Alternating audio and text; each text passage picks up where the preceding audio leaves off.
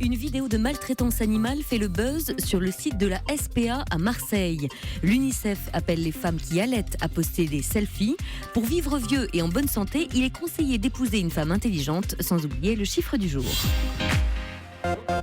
On commence par cette vidéo visionnée par plus d'1 million d'internautes sur la page Facebook de la SPA de Marseille. Une vidéo qui choque les défenseurs des animaux puisque l'on y voit des chats, une mère et ses chatons enfermés dans un carton, déposés sur le trottoir au milieu des poubelles pour être ramassés par les éboueurs. Les pauvres petites bêtes ont été sauvées in extremis, comme le raconte Laurent Odos. Il est responsable de la SPA de Marseille et il a filmé la scène. C'est une commerçante qui s'est aperçue que le carton bougeait et qui a cru entendre des bruits.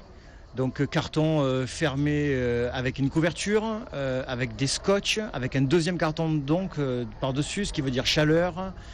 Et à l'intérieur, 3 chats, une maman avec ses 2 petits chats. C'est-à-dire que la maman était attachée au carton par un câble USB et la maman était attachée aux 2 bébés chats par une petite couverture qui tenait lieu de lien, quoi, improvisé. Donc c'est de la torture de toute façon, je veux dire, privé de lumière, une chaleur incroyable, on est en plein été. Et surtout la chose à laquelle il faut penser, c'est que si la personne ne s'était pas rendu compte, n'avait pas entendu les miaulements, avec le bruit de la benne, je pense que les éboueurs, vous voyez très bien la suite de l'histoire, les chats auraient fini broyés dans la benne.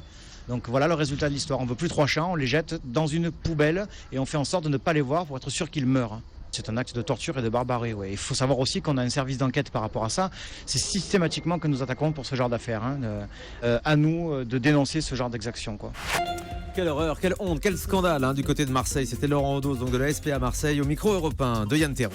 Des selfies de tétés pour soutenir l'allaitement. Oui, on vous en parlait dans cette émission. C'est la semaine mondiale de l'allaitement et à cette occasion, l'UNICEF invite les mères qui allaitent à publier des brelfies, contractions de breastfeeding, allaitement et de selfies sur les réseaux sociaux.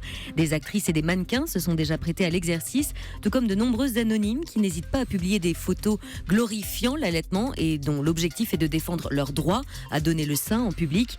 Une pratique qui n'est pas toujours bien acceptée. Facebook avait d'ailleurs créé une polémique en censurant ces photos qui contrevenaient à sa politique concernant la nudité.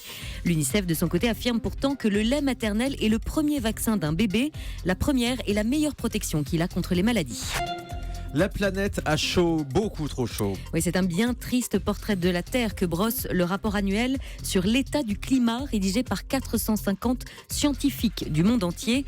2015 a battu tous les records en ce qui concerne les températures, la montée des eaux et les émissions de gaz à effet de serre. Et la mauvaise nouvelle, c'est que 2016 s'annonce encore pire. Mieux vaut courir que lever de la fonte. Oui, dans l'Antiquité, déjà, certains penseurs avaient établi un lien entre l'exercice physique et l'intelligence. Aujourd'hui, on sait que tous les sports ne sont pas égaux en termes de nouveaux neurones générés.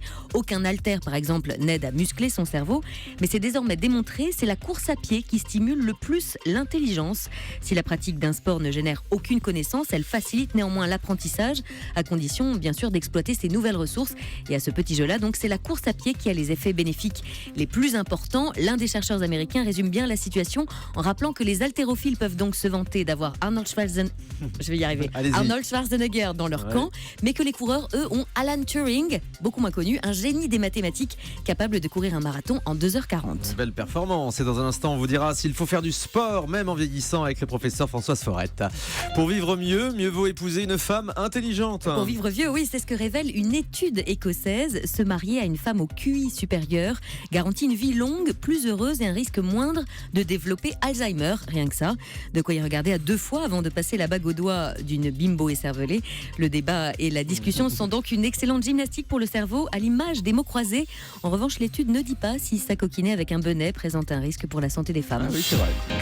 On termine avec le chiffre du jour. À la question « Que préférez-vous, le sexe ou la nourriture ?» 42% des femmes sondées choisissent le dîner, tout comme 26% des hommes. Ah, cherchez l'erreur, d'accord. Donc on a bien compris, 26% des hommes préfèrent le sexe, là où les femmes répondent 42%. Il y a un moment, il va y avoir un problème.